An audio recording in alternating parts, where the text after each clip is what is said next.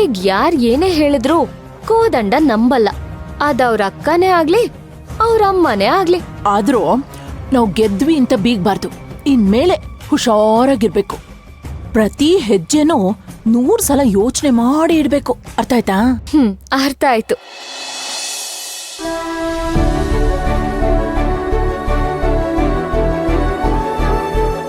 ಅಮ್ಮಮ್ಮಮ್ಮಮ್ಮಮ್ಮ, ಕಾರಲ್ಲಿ ಬಂದ್ರು ಅದೇನ್ ಆಯಾಸ ಆಗ್ಬಿಡುತ್ತೆ. ಸುಸ್ತಾಗ್ದೇ ಇರುತ್ತಾ? ನೀವೇನ್ ವಯಸ್ಸಿನ ಹುಡುಗನ? ವಯಸ್ಸಾಗಿಲ್ವಾ ನಿಮ್ಗೆ? ಅದಕ್ಕೆ ಹೇಳೋದು ಜಾಸ್ತಿ ಸುತ್ತಾಡ್ಬೇಡಿ, ರೆಸ್ಟ್ ಮಾಡಿ ಅಂತ. ನಮ್ಮ ವಂಶಿ ಮದುವೆ ಅಂದ ಆಗ್ಬಿಡ್ಲಿ, ಆಮೇಲೇನು ಫುಲ್ ರೆಸ್ಟ್.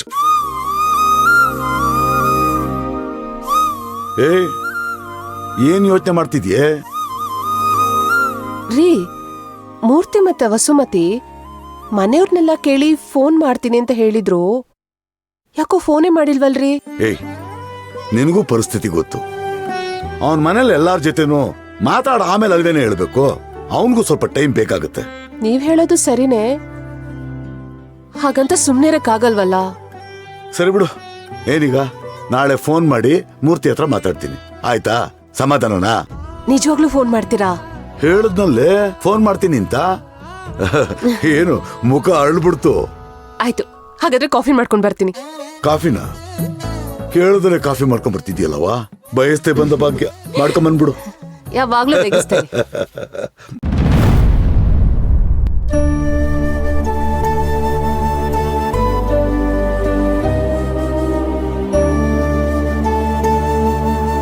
ಇಷ್ಟು ವರ್ಷದಿಂದ ಆ ಕುಟುಂಬದ ಮೇಲಿದ್ದ ರೋಷ ದ್ವೇಷ ಎಲ್ಲ ಎಲ್ಲೂ ಹೋಯ್ತು ಅವನ್ಗೆ. ಯಾಕ್ರಿ ಇವನು ಹೀಗ್ ಮಾಡ್ತಿದ್ದಾನೆ? ಹೋಗಿ ಹೋಗಿ ಆ ಮಾಯನ. ಅಯ್ಯೋ ದೇವ್ರೇ, ನನ್ನ ತಮ್ಮ ಯಾಕೆ ಈ ತರ ನಿರ್ಧಾರ ತಗೊಂಡ ಅನ್ನೋದೇ ನನ್ಗೆ ಅರ್ಥ ಆಗ್ತಾ ಇಲ್ಲ. ನನ್ನ ತಲೆ ಸಿಡ್ದು ಹೋಗ್ತಾ ಇದೆ. ನಾನು ಏನ್ ಮಾಡ್ಲಿ ದೇವ್ರೇ? ಏನೂ ಮಾಡೋಕ್ಕಾಗಲ್ಲ ವಸು. ಕೋದಂಡನ ತಲೆಯಲ್ಲಿ ಈ ತರ ಯೋಚನೆ ಬರುತ್ತೆ ಅಂತ ನಾನು ಕನ್ಸಲ್ಲೂ ಅನ್ಕೊಂಡಿರ್ಲಿಲ್ಲ. ಇಲ್ಲ ರೀ, ಖಂಡಿತವಾಗ್ಲೂ ಇದು ಕೋದಂಡಂಗ್ ಬಂದಿರೋಂಥ ಯೋಚನೆ ಅಲ್ವೇ ಅಲ್ಲ. ಈ ಅಮ್ಮ ಮಗಳಿದಾರಲ್ಲ, ಅವರಿಬ್ರು ಸೇರ್ಕೊಂಡು ಅವನ್ ತಲೆಗೆ ತುಂಬಿಸಿದ್ದಾರೆ. ಹೇಗಾದ್ರೂ ಮಾಡಿ ಈ ಕುಟುಂಬನ ಹಾಳು ಮಾಡೋ ಪ್ಲಾನ್ ಅವ್ರದ್ದು. ಆದ್ರೆ ಆ ಕೋದಂಡ ಅದನ್ನೆಲ್ಲ ನಂಬೋದು.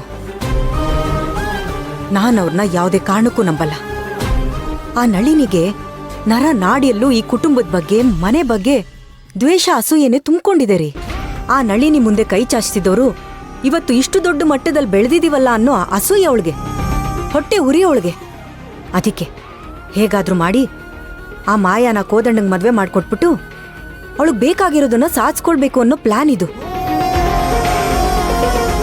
ಇದೆಲ್ಲ ಯಾಕೆ ಕೋದಂಡಂಗೆ ಅರ್ಥ ಆಗ್ತಿಲ್ಲ ಅನ್ನೋದೇ ನನಗೆ ಅರ್ಥ ಆಗ್ತಿಲ್ಲ. ಅಯ್ಯೋ,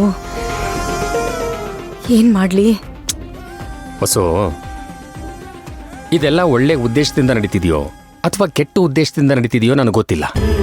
ಆದ್ರೆ ಕೋದಂಡ ಅವಳನ್ನು ಮದುವೆ ಆಗಬೇಕು ಅಂತ ಫಿಕ್ಸ್ ಆಗ್ಬಿಟ್ಟಿದ್ದಾನೆ. ಅವನಿನ್ ಚಿಕ್ಕ ಹುಡುಗನ? ನಿನಗೆ ಗೊತ್ತು, ಅವನು ಸುಮ್ಮನೆ ಬಾಯಿ ಮಾತಿಗೆಲ್ಲ ಹೇಳಲ್ಲ ಅಂತ ಯೋಚನೆ ಮಾಡಿ ನಿರ್ಧಾರ ತಗೊಂಡಿರ್ತಾನೆ. ನೋಡಿ, ಅದೇನಾದ್ರೂ ಆಗಿರ್ಲಿ, ಖಂಡಿತ ನಾನು ಈ ಮದ್ವೆ ನಡೆಯೋದಕ್ಕೆ ಬಿಡಲ್ಲ. ನನ್ನ ಕಣ್ ಮುಂದೆನೆ ನನ್ನ ತಮ್ಮನ ಜೀವನ ಸರ್ವನಾಶ ಆಗೋದನ್ನ ನಾನು ನೋಡ್ಕೊಂಡು ಹೇಗ್ರಿ ಸುಮ್ಮನೆ ಇರ್ಲಿ? ಈ ಮದ್ವೆ ನಡೀಕೂಡ್ದು.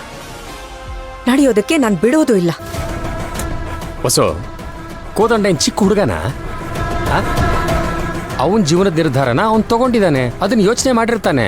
ಅವನ್ ದಡ್ಡ ಅಲ್ಲ, ಅವನು ತುಂಬಾ ಯೋಚನೆ ಮಾಡೇ ಈ ನಿರ್ಧಾರ ತಗೊಂಡಿರ್ತಾನೆ. ನೀನ್ ಯಾಕೆ ಇಷ್ಟೊಂದು ಟೆನ್ಷನ್ ಮಾಡ್ಕೋತಾ ಇದೀಯಾ? ಅಲ್ಲ, ಯಾವುದೋ ಕಾಲದಲ್ಲಿ ಕೆಟ್ಟವರಾಗಿದ್ದವರು ಇವಾಗಿನ ತನಕ ಹಾಗೆ ಇರ್ತಾರೆ ಅಂತ ಯಾಕೆ ಅನ್ಕೋತೀಯ? ಅಲ್ಲ ರೀ, ನೀವು ಇದೇ ಥರ ಹೇಳ್ತಿದ್ದೀರಾ?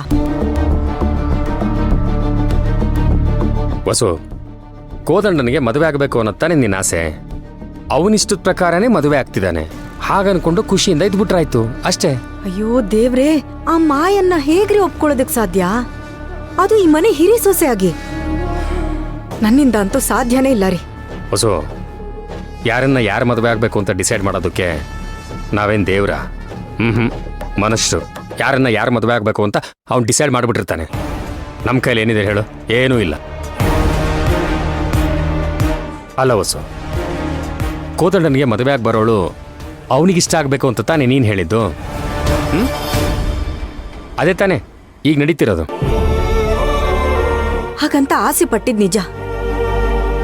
ಹಾಗಂತ ಇಂಥ ಹುಡುಗಿ ಅವನಿಗೆ ಸಿಗ್ಲಿ ಅಂತ ನಾನು ಯಾವತ್ತೂ ಆಸೆ ಪಟ್ಟಿಲ್ಲ ರೀ. ಇಷ್ಟು ವರ್ಷ ಆದ್ಮೇಲೆ ಅವನು ಮದ್ವೆಗೆ ಒಪ್ಕೊಂಡಿದ್ದಾನೆ. ಇಂಥ ಸಮಯದಲ್ಲೂ ಅವನ್ಗೆ ಒಳ್ಳೆ ಜೀವನ ಸಿಗ್ಲಿಲ್ಲ ಅಂದ್ರೆ ಹೇಗ್ರಿ?